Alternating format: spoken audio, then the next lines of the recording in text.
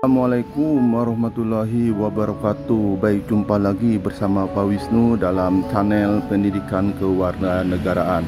Anak-anakku SMP Negeri 1 Saguling, Bapak akan menjelaskan melalui YouTube dan nanti silakan kalian kerjakan di LKS untuk latihannya. Baik anak-anakku, sekarang Bapak akan membahas yaitu materi yang kita akan bahas pendidikan kewarganegaraan. Tujuan pembelajarannya bab 1 kedudukan dan fungsi Pancasila, silakan kalian pahami.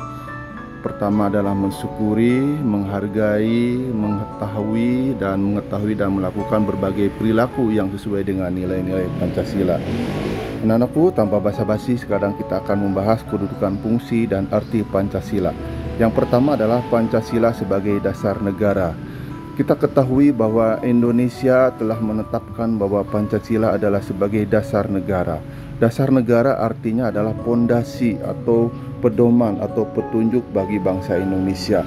Jadi Pancasila itu diartikan adalah sebagai kekuatan dasar bangsa Indonesia yang ditetapkan melalui sidang BPU PKI pada tanggal 1 Juni 1945 oleh Insinyur Soekarno.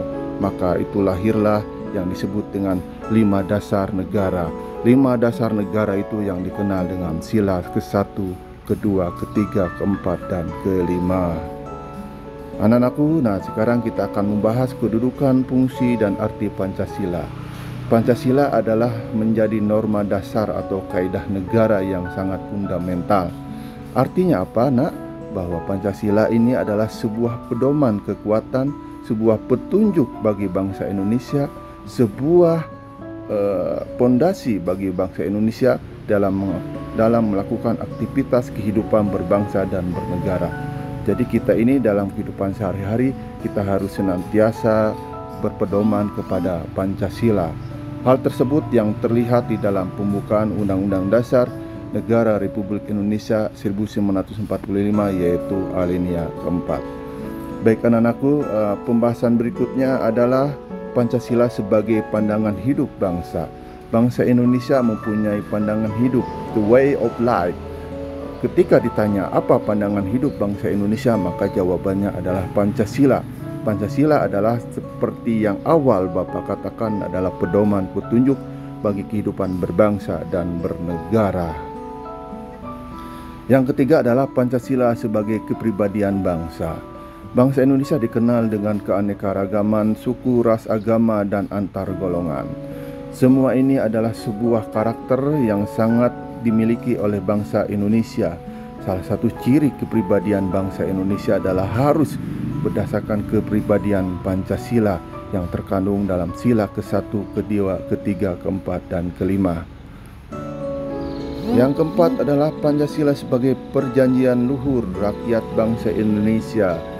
Kita telah sepakat bahwa Pancasila adalah sebuah hasil dari kesepakatan bersama dari para pemimpin-pemimpin bangsa kita sejak zaman dahulu, bahwa Pancasila adalah sebagai sebuah kesepakatan secara nasional bagi bangsa Indonesia. Pancasila sebagai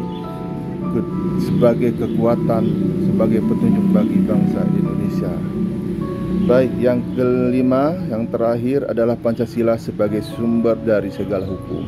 Hukum yang berlaku di Indonesia itu harus berasaskan dan berlandaskan Pancasila.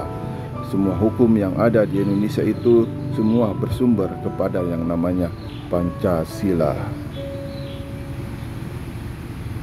Yang terakhir, nomor 6, Pancasila adalah sebagai ideologi nasional. Artinya ideologi nasional merupakan sistem ideal dan yang dicita-citakan dan diyakini kebenarannya untuk diwujudkan dalam kehidupan masyarakat, berbangsa, dan bernegara.